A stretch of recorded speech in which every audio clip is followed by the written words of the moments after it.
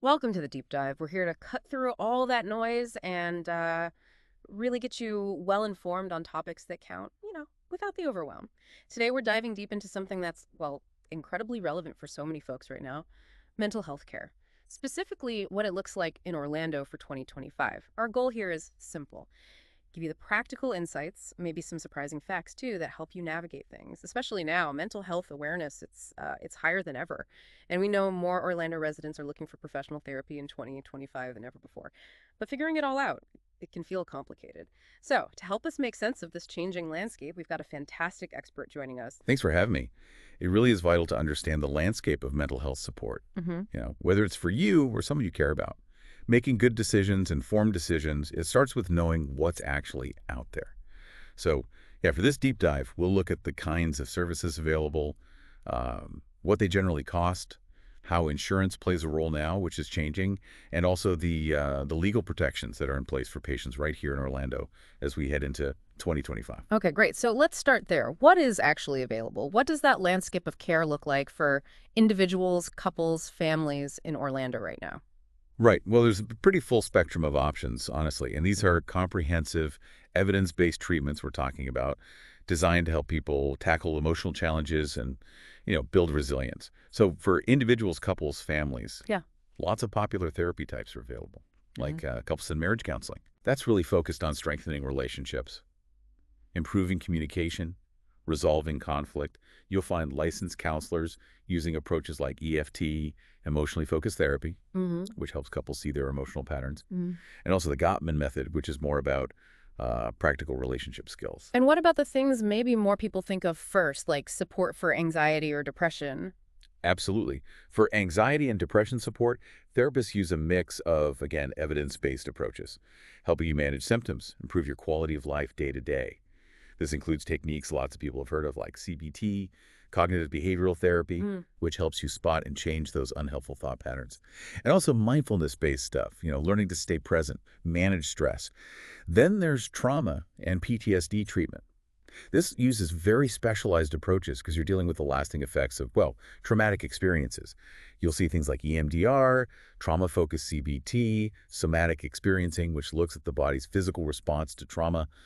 It's all about creating a really safe space to process difficult things. Okay, so beyond anxiety and trauma, are there other common areas where therapy makes a big difference? Maybe things people don't talk about as much? Oh, definitely. Anger management therapy is another important one. It teaches healthy ways to understand and control emotional responses. Therapists use cognitive behavioral techniques there too, helping you identify your triggers, develop coping skills, Mm, that kind of thing. makes sense. And something that's really changed the game is online therapy in Orlando. It's just so much more convenient and accessible for people with busy lives. Licensed therapists offer secure video sessions, messaging support. It fits into your schedule, but you're still getting that professional standard of care. Right, that's huge. Yeah. And beyond those, you've got more specific individual therapies too, like teen counseling, ADHD therapy, and broader types like family therapy and group therapy as well. Okay, now for the part I know a lot of people are wondering about, the practical side. Costs and insurance in Orlando for 2025. This is where it gets really interesting for many of us. Yeah, absolutely. It's crucial to understand the financial piece, and the good news is there is more clarity, more flexibility than before, generally speaking. For individual therapies like your standard individual sessions, teen counseling, ADHD therapy, even trauma-focused work, you're probably looking at a range of, say, $110 up to maybe $300 per session. Okay. Now, the vast majority of insurance plans, think maybe 80%, 90%, they typically cover these, usually with a copay. What's typical for a copay there? Usually around $20 to $45. And the copay, just to be clear, is that fixed amount you pay each time after you've met your deductible for the year. Now, where things look a bit different is with relationship-focused care. Couples counseling, for instance, it typically costs a bit more, maybe $150 to $350. But here's something that surprises people. Only about 30% of insurance plans offer coverage for it. Wow, only 30%. That's low. It is. And the copay, if it is covered, tends to be higher too, like $40 to $80. And, this limited coverage, it really highlights a gap Our healthcare system often still prioritizes, individual illness over relationship health, even though we know healthy relationships have a huge impact on overall well-being. That's a really important point. What about family therapy? Family therapy actually fares better. It's more widely covered, maybe by about 75% of plans. Costs run about $140 to $300, with copays usually between $25 and $50. And group therapy is much more affordable, usually $40, $80 per session, and is very widely covered, like 95% of plans cover it. Okay. And online? Online therapy costs generally range from $80 to $200, and that's also widely covered now by about 90% of plans. That's a super helpful breakdown, especially that point about couples counseling coverage. So when you say most plans or limited plans, what's the quick takeaway for people listening? Good question. Yeah. Yeah, just as a rule of thumb, most plans usually mean 75% or more coverage. So widely accepted, reasonable copays usually. Okay. Some plans is sort of that middle ground, 30% to 75% coverage. Might mean more limited networks or potentially higher out-of-pocket costs for you. And limited plans means less than 30% coverage. These services are, frankly, rarely covered by insurance, often requiring self-pay. But the good news is most therapists in Orlando do accept the major insurance plans. Blue Cross Blue Shield, Aetna, Cigna, United Healthcare, and also Medicaid. Okay. And beyond just the cost per session, it helps to think about how long treatment might take. Right, the duration. Exactly. Short-term therapy, maybe 8 to 12 sessions, is often for specific things. Anxiety may be a big life stressor. Medium-term, say 12 to 24 sessions, might be for depression or working through relationship issues. Long-term therapy, 24 sessions or more, that's often needed for complex trauma or ongoing conditions. And then some people just do ongoing support, maybe monthly check-ins once they've hit their main goals. Okay.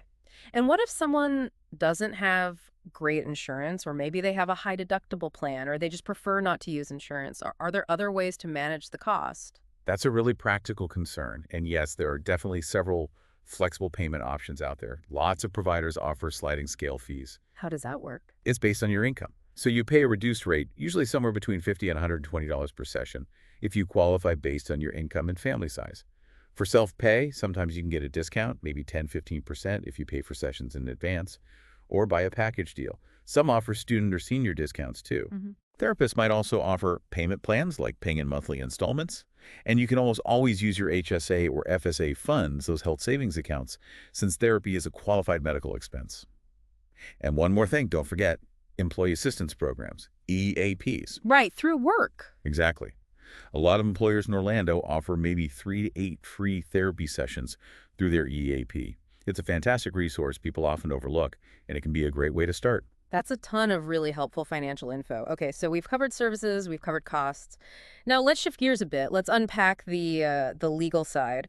What are the big changes, the protections in place for patients in Orlando in 2025? People need to know their rights here. Absolutely. And the legal framework has seen some really important developments, big protections. First off, mental health parity laws. As of 2025, Orlando fully aligns with federal parity rules. What that means, basically. Your insurance company has to cover mental health treatment the same way they cover physical health treatment. No difference in coverage levels. Exactly. They can't impose discriminatory practices anymore, like giving you higher deductibles or limiting your number of visits just because it's mental health care. It has to be on par. Then there are the telehealth regulations. Orlando has really expanded telehealth access for mental health in 2025. This means you can connect with licensed therapists through secure video platforms and, importantly, get full insurance coverage for it. It just makes care so much more accessible, bringing therapy right into your home, essentially. So virtual sessions getting full coverage, like in person, that feels like a massive shift. But I know some people still hesitate about online therapy. Maybe they worry it's less personal or less secure. What do you say to those concerns? Yeah, that's a completely valid concern people raise. And look, in-person therapy does have a unique dynamic, no question. But the security of virtual sessions, that's been a huge focus for regulators. Orlando follows strict patient confidentiality and rights under IPA and state law. All your sessions are confidential, period.